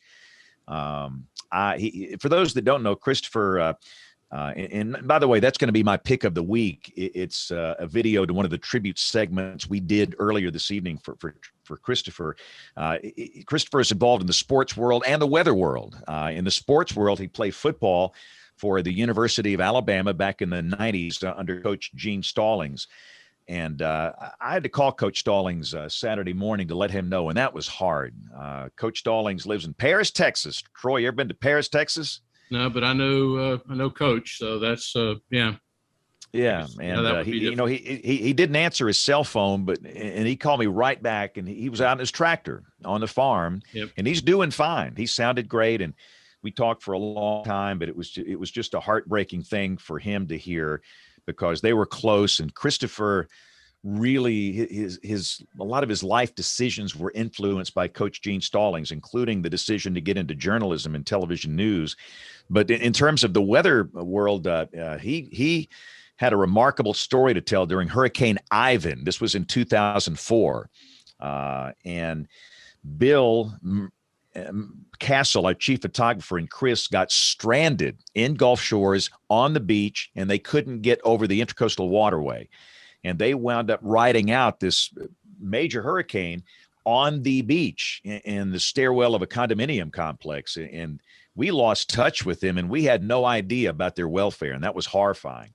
But if you search, that probably ought to be my pick. I'm going to make my pick, though, the tribute to Chris. You'll see a little bit of that in there. But there's also a video on YouTube called Face to Face with Hurricane Ivan. If you search that, you can see more about his work that night. Chris left us to go to Phoenix. He was an anchor in Phoenix, Arizona for the ABC channel there.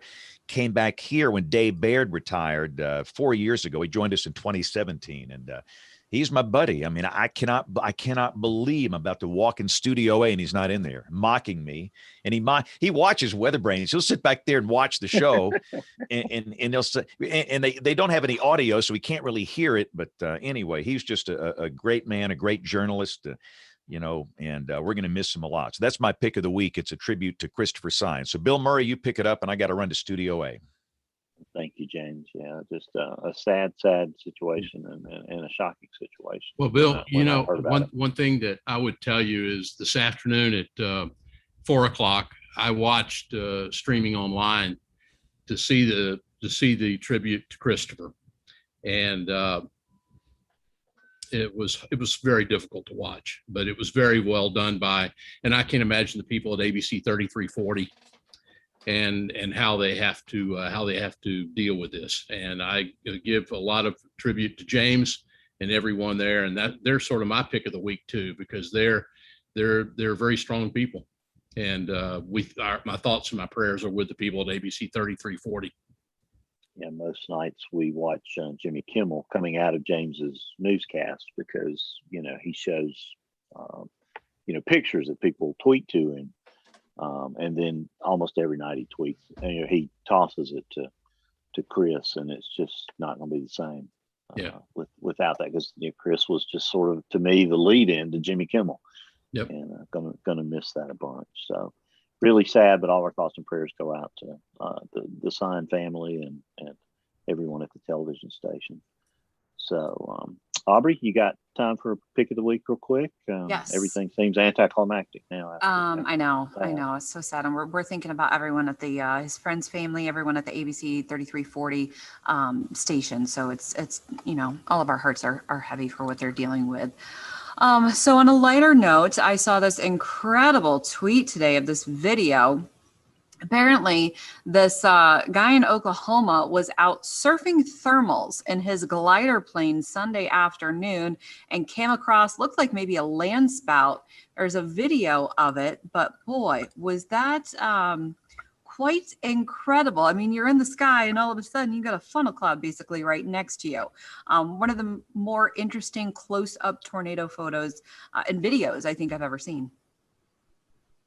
Yeah, that's kind of scary. We had drone video from a Mississippi tornado earlier this year, and it met its demise, I think, in that tornado. Yeah, it would not be good for an ultralight or whatever to get caught in a funnel. That's for sure. So, yeah, that's terrible. Well, thank you for that, Aubrey, and Jen. Thank you for putting this great show together tonight. Hey, you bet. No, thank you. And really fun talking to Mike, and yes, I know you've got a pick for us, and you're in charge of the show Wednesday night. We're just gonna put you in charge of all the shows. Yeah. I know you're making me do all your work. I see what you're doing, slapping it off on me. Oh boy. And we have a great show Wednesday. We can talk about that in just a moment, but I'll do my pick here. And if you want to chuckle, go check out Pecos Hank's new video. The title is photographing the perfect storm and ruining it. I was watching it earlier and it was hilarious. And he was pointing out everything he did wrong. It was really great. He's a hoot. He really is a hoot. Yes, so yeah, that's my pick. Have him back on the show again soon. Sure. Talk through that video. It's great. Yeah, thanks for that, Jen. Troy, what you got for pick of the week for us there from the Homewood Suites? Well, from the Homewood Suites tonight, what happens when you get up to 100 degrees in Austin today at Camp Mabry? I just saw this, a local storm report from Austin, San Antonio, a downburst tonight out in Kerr County, which is out near Kerrville, Texas. Strong winds, small tree limbs down, reported by NWS employees. This is after a day with abundant sunshine and really a pretty stable environment. But again, when you got dew points in the upper 60s, lower 70s, and you get temperatures close to 100, there's a magic breaking point of the atmosphere. And we had just a few storms develop, but we did have some strong winds reported with them. So again, just my pick of the week, sort of what happened over Central Texas today. Now, I need the foghorn on that because I did not have that in my forecast. I do Kerrville, and that wasn't in there. No, I didn't. Yeah, those are hard. Like, what do you say? I mean, it's going to be random. Well, no, and I've always wanted to kind of talk to Jen about that. I mean, do you just pepper, widely scattered or 20% and just or that more of a CYA, if you'll excuse the expression, and so it is kind of hard. You just say isolated and it may blow your house away. Yeah. I say rogue a lot in these type of scenarios, a rogue storm.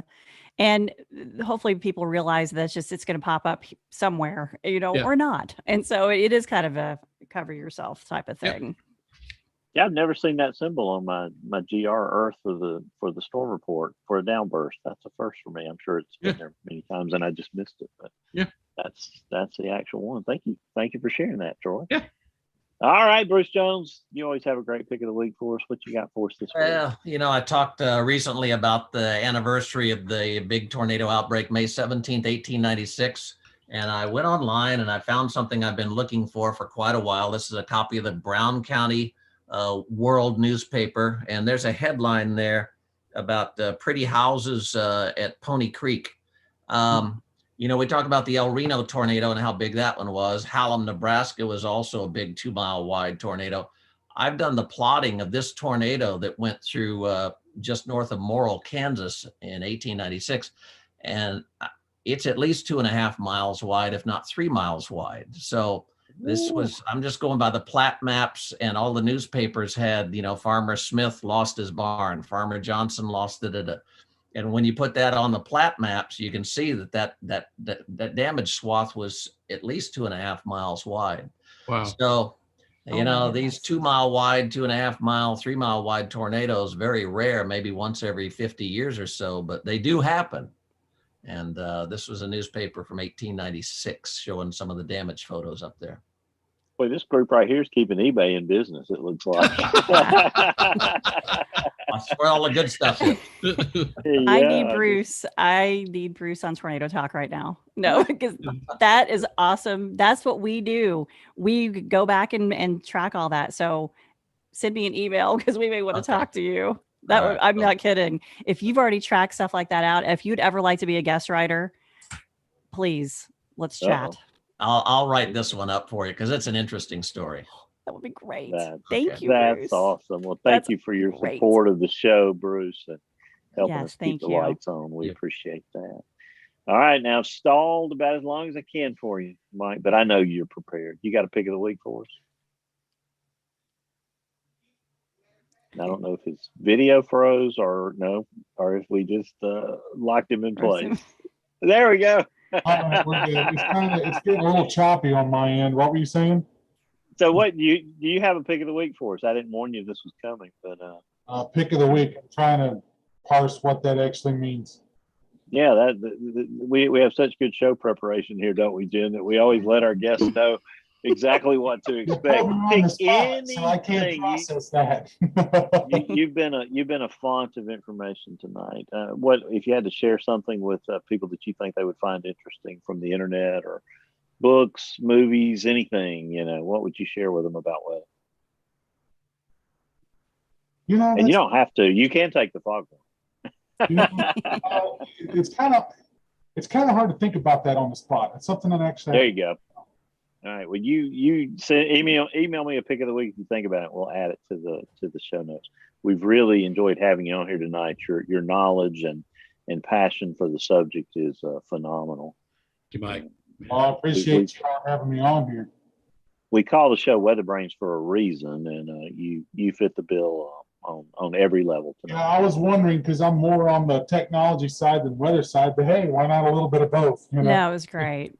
It was really great. Thank you. I was thinking that our old friend Kurt Joe Whitman, who passed away a few years ago, way too early, would have been in hog heaven with you tonight.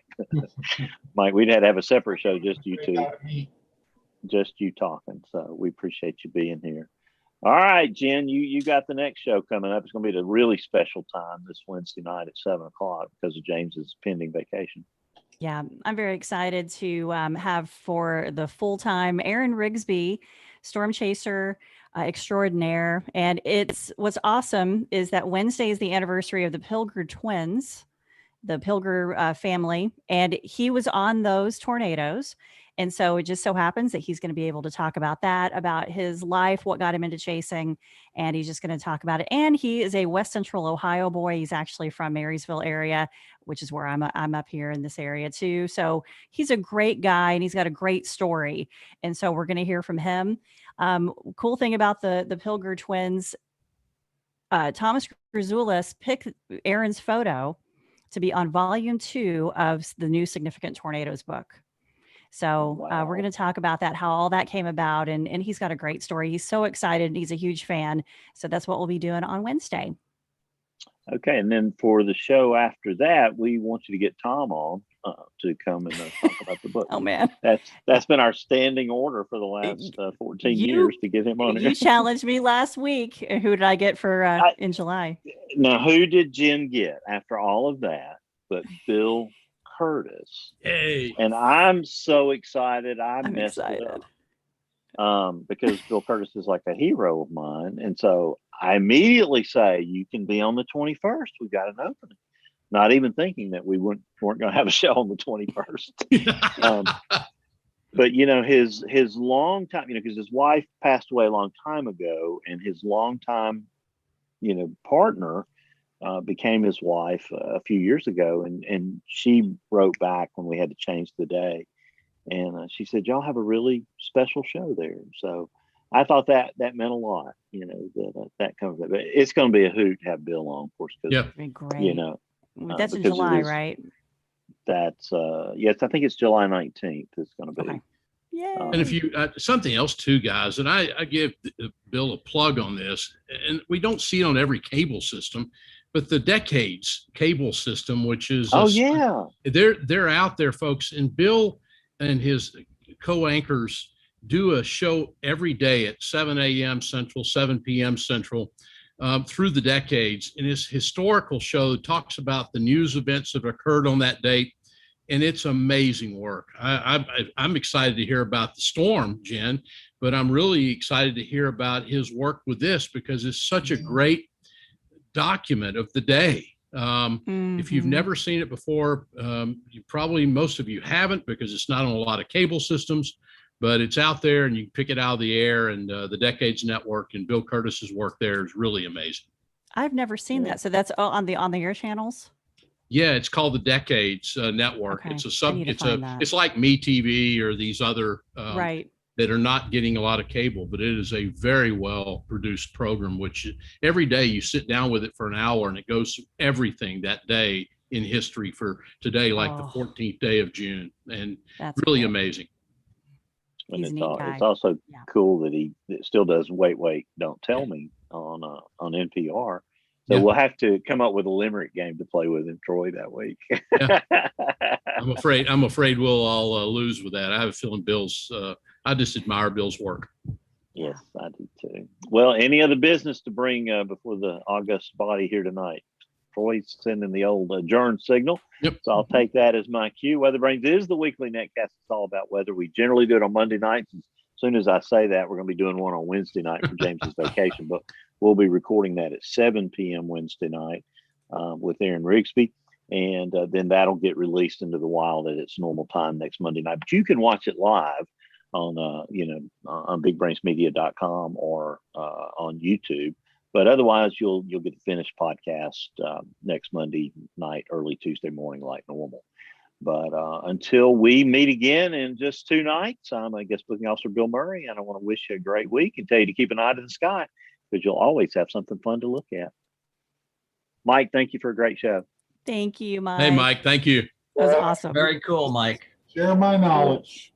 It was great. I learned a lot tonight. Come back and see us sometime. See y'all. Bye. All right. Bye, everybody.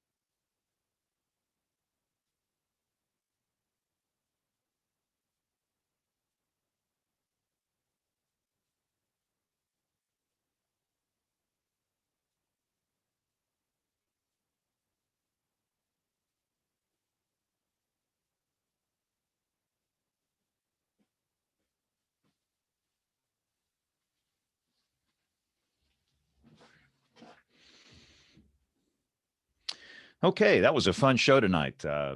Weather Star system, those graphics, it's just etched in your mind for those of you that are older that remembers the Weather Channel back in the 80s and 90s. But anyway, thanks. Great to have Mike on the show tonight. Fun show. And we will be back with a Wednesday night special this week. So 2 more days. We're right back. We'll be doing next week's show Wednesday. So we'll see you